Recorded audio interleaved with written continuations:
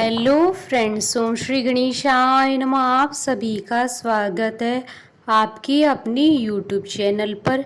Friends, आज हम आपको इस वीडियो में बताने जा रहे हैं गंगा दशहरा की व्रत कथा, जिसको सुनने मात्र से तीनों लोकों से प्राप्त होगी धन संपत्ति और वैभव, और हर कष्ट दूर करेंगे ब्रह्मा विष्णु और महेश, और गंगा स्नान का पुण्य। फ्रेंड्स, वीडियो शुरू करने से पहले आपसे रिक्वेस्ट है, अगर आप हमारे चैनल पर नए हैं और आपने अभी तक चैनल को सब्सक्राइब नहीं किया है तो प्लीज़ सब्सक्राइब कीजिएगा चैनल को, साथ ही प्रेस कीजिएगा बेल आइकन को, जिससे नए वीडियो से रिलेटेड नोटिफिकेशन आपको तुरंत प्राप्त हो सके। और वीडियो पसंद आने पर वीडियो को लाइक और शेयर ज़रूर कीजिएगा, ताकि सभी भक्तों को इस वीडियो का लाभ प्राप्त हो सके। और कमेंट बॉक्स में जय गंगा मैया ज़रूर लिखिएगा।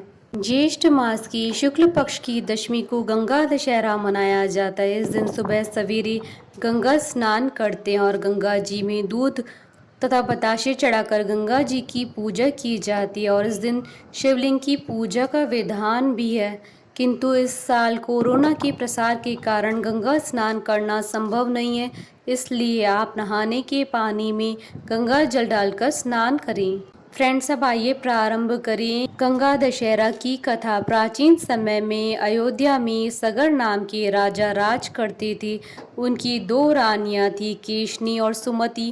केशनी से अंशुमान नामक पुत्र हुआ और सुमति से 60,000 पुत्र हुए। एक बार राजा सगर ने अश्वमेघ यज्ञ किया। यज्ञ की पूर्ति के लिए घोड़ा छोड़ा। यज्ञ को भंग करने के इरादे से इंद्रदेव घोड़े को कपिल मुनि के आश्रम में बांध आते हैं। राजा यज्ञ के घोड़े को ढूंढने के लिए अपने 60,000 पुत्रों को भेजते हैं। घोड़े को ढूंढते हुए वह कपिल मुनि के आश्रम में पहुंचते हैं और घोड़े को वहां बंधा पाते हैं।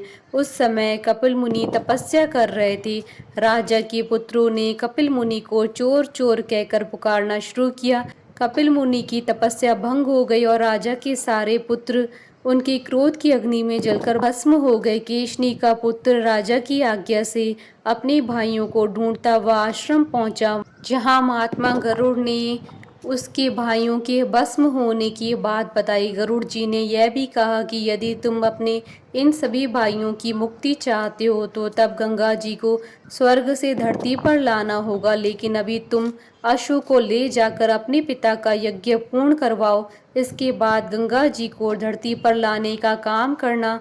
अंशुमान यज्ञ मंडप में घोड़े को ले जाता है और राजा सगर से सारी बात कहता है। और महाराज सगर की मृत्यु के बाद अंशुमान गंगा जी को पृथ्वी पर लाने के लिए तप करते हैं, लेकिन वह सफल नहीं होते। उनकी मृत्यु के पश्चात उनका पुत्र दिलीप भी गंगा जी को लाने के लिए तपस्या करता है, लेकिन उसे भी सफलता नहीं मिलती। अंत में दिलीप के पुत्र भागीरथ गंगा जी को पृथ्वी पर लाने के लिए गोकर्ण तीर्थ में जाकर गंगा जी को प्रसन्न करने के लिए कठोर तप करते हैं। तपस्या करते करते जब कई वर्ष बीत जाते हैं, तब ब्रह्मा जी प्रसन्न होते हैं और गंगा जी को पृथ्वी पर ले जाने का वरदान देते हैं। अब समस्या यह थी कि ब्रह्मा जी के कमंडल से निकलने के बाद गंगा जी के वेग को कौन संभालेगा। ब्रह्मा जी कहते हैं कि भूलोक पर भगवान शंकर के अतिरिक्त कोई नहीं है जो गंगा जी के वेग को संभाल सके। भागीरथ जी ने पैर के एक अंगूठे पर खड़े होकर भगवान शंकर की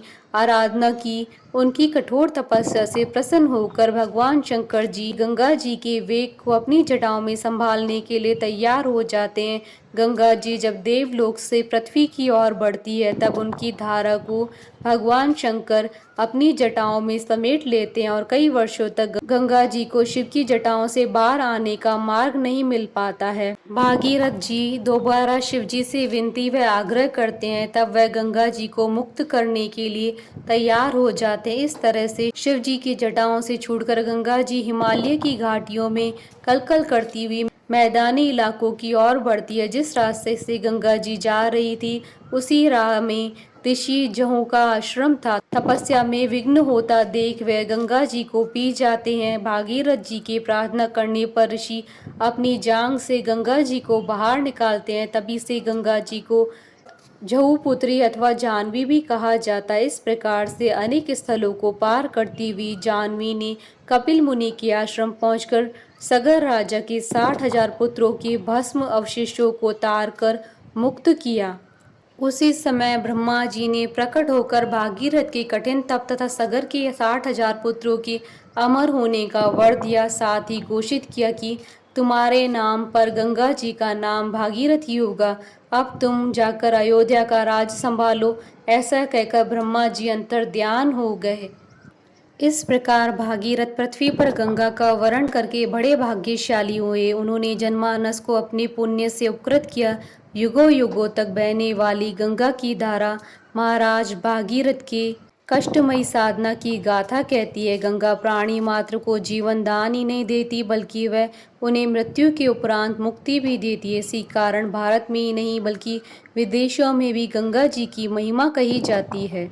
बोलिए गंगा माता की जय। हमारे साथ इस वीडियो में अंत तक बने रहने के लिए आपका धन्यवाद। ओम श्री गणेशाय नमः।